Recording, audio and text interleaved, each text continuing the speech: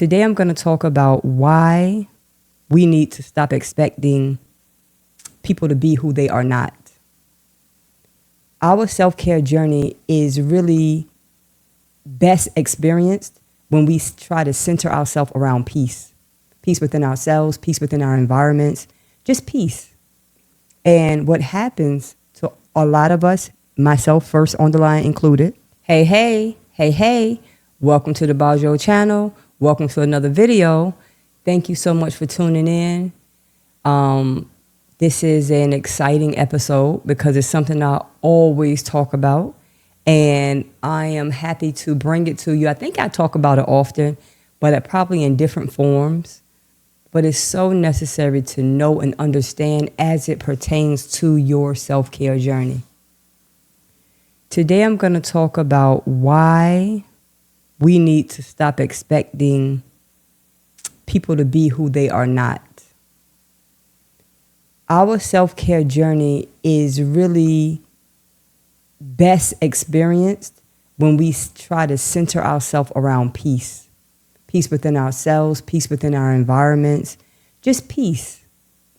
And what happens to a lot of us, myself first on the line included, is that we expect people to be something that they are not.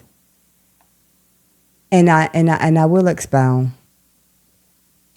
What I mean is, when people demonstrate certain characteristics, we try to manipulate it and make it something that it's not, or maybe we try to manipulate it into a digestible form for us.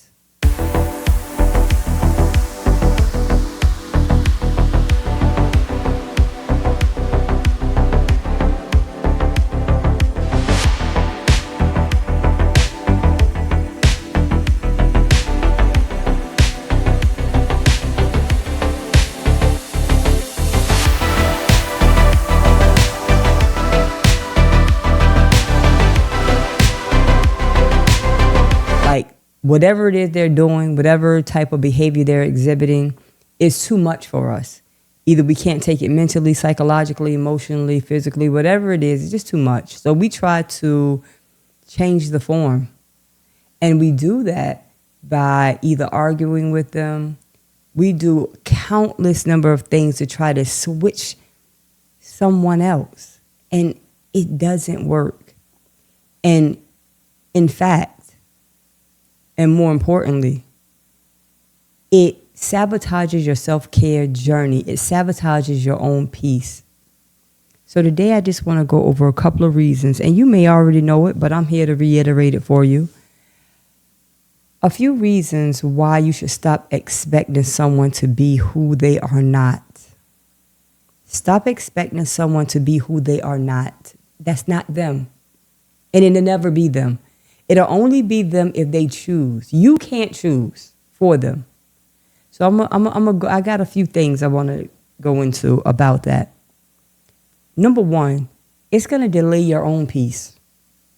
You belaboring and fixating on someone else and their behavior and how they're treating you or how they're doing this, when you put that much energy into something or someone, and a person will change when they see a reason to change.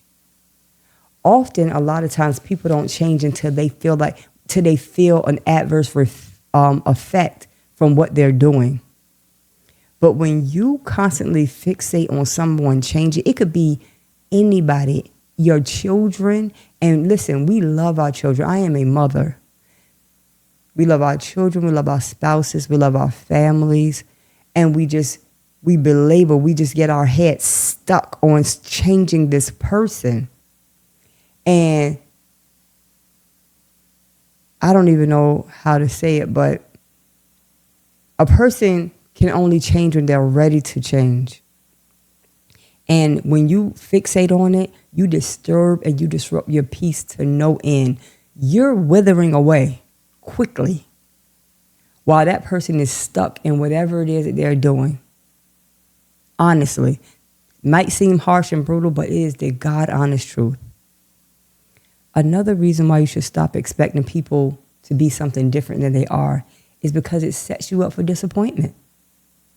Have you ever did something or had an argument or had a discussion with someone about some behavior or something that was upsetting, and for a little while it seemed like that conversation worked? They kind of changed a little bit, or they started to kind of manipulate what they were doing, but they're always going to go back to that default position.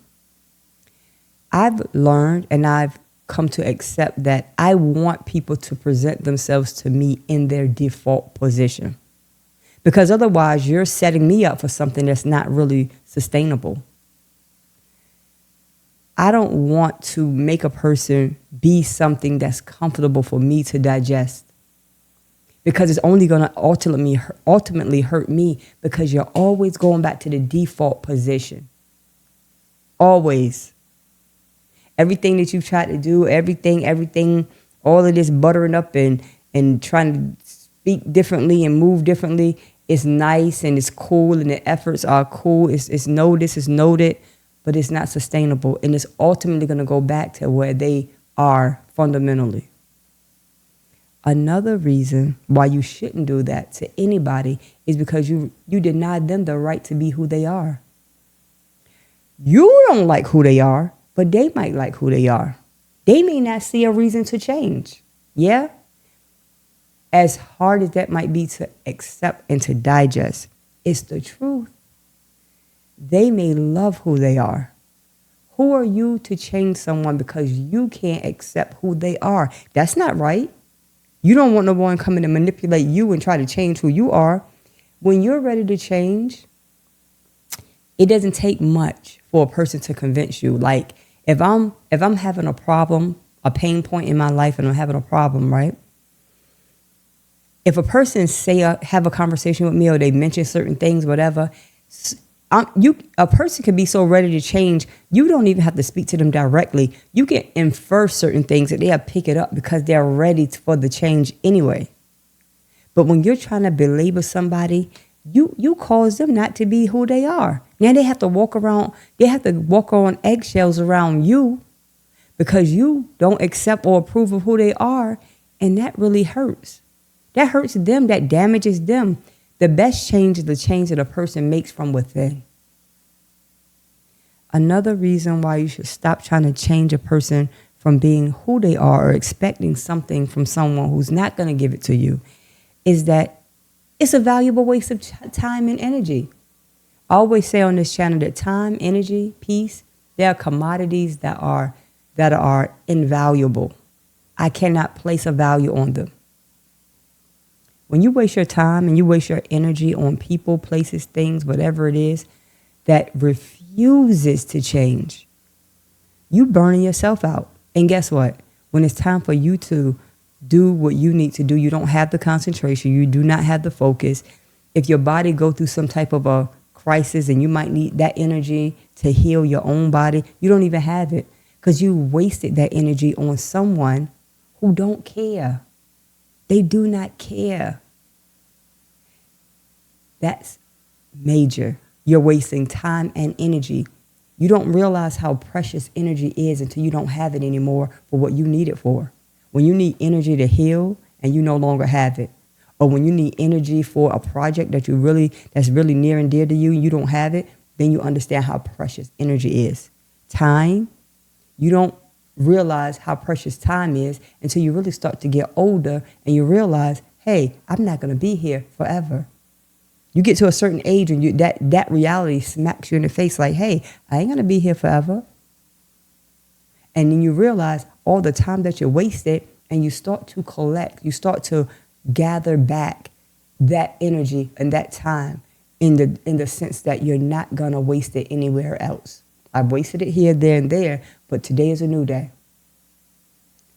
And last but not least, the reason why you should stop trying to expect someone to be what they're not is because growth in yourself begins with acceptance, right? You have to stop expecting and start accepting. Accept people for who they are. That's who they are. And you grow as an individual by accepting who they are. Listen, that's who you are. I'm not saying to accept bad behavior. That's not what I'm saying. What I am saying is you have to come to terms with the fact that that person is exhibiting who they are from their fundamental core. The best thing, the most powerful tool that I've ever discovered to change someone, the most powerful tool that I've ever discovered, and I'll share it with you, one is to pray. Can nobody change a person but God himself? That is it.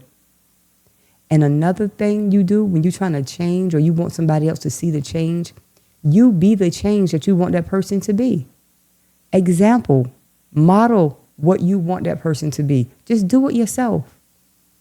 Stop trying to spend that much time to get somebody else to crack into a mold.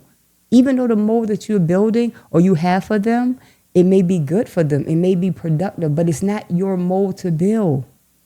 It's not.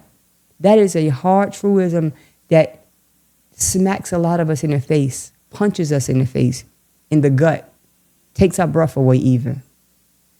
But the sooner that you accept the fact that people will be who they are, absolutely. And you don't really want anything else. I've learned, right, that when a person starts exhibiting qualities and behaviors that are offensive to me, I won't even complain. I even if a person see my disapproval, I have to kind of take a back seat and say, I want this person to play this out. I need to see this. This is for my own growth and for my own good. We think that we're in control of so much, and you would be so surprised at how little you are really in control of. You think you're in control of your life. You think you're in control of your health. You think you're in control of your children. You think you're in control of your business. You really don't control anything, honestly. That acceptance is so liberating. You can hardly control yourself. When you know you need to do certain things, you see how hard it is for you to make yourself and put yourself in the mindset to do certain things. It's difficult. It's like that on steroids when you're trying to change somebody else. It's not. And sometimes when you think you're in control and you think you've changed someone, listen, it's a mirage. It's a mirage. Kids, they pretend to be, they're not going to do this and they don't do that. They don't do it when you're looking. My family, my people don't do this. My friends don't do this. You don't know what anybody do. You really don't know anything. You're not in control. The best thing to do is to pray for people who you know need a real change before they hurt themselves. Back in the 90s, we said, they said you better check yourself before you wreck yourself. But who was that? Naughty by Nature? Yeah, something like that. But we used to say that all the time. You better check yourself before you wreck yourself. And sometimes people don't want to hear that. They don't want to be checked. They want to wreck. And unfortunately, that's what a lot of people have to do. They got to wreck themselves. You got to wreck themselves. And we hate to see it. We hate to see it because we already know. You can see it a mile away. I see where it's going. They don't see it. And you pray for their safety. You pray that they even make it through when they wreck themselves. But what we can't do is to expect and to set ourselves up for in this place that you think that somebody's going to change because you want them to change. It doesn't work like that. I don't care how much you manipulate. I don't care how much environmental prompting you try to do and attitudes and cutting people off and this, that. And they'll change until they get you back. How many times, ladies or even gentlemen, have you been in a relationship, right? And you know you need to be with that person anymore. And you cut the person off. You don't want to speak to them. You try to punish them. And they line up. They do whatever it is you want them to do. They come back around. You get back together. And guess what? default position, come in. They go right back to doing what they've been doing all the time because that's who they were. It would just be manipulated. We tried to manipulate it. I ain't gonna talk to you and cut you off, do this, do that. Yeah, it seemed like it worked temporarily. But as you get older, I don't like temporary fixes. I'm looking for sustainability. I don't need nobody to patch anything. If you're not gonna do it for real, don't do it at all. That's it. And that's all. I thank you for listening. This is the Bajo channel. This is the home of self-care, beauty, wellness, and any and everything that'll help you to become the most empowered version of you. Remember, please remember, that self-care is the best care. Later.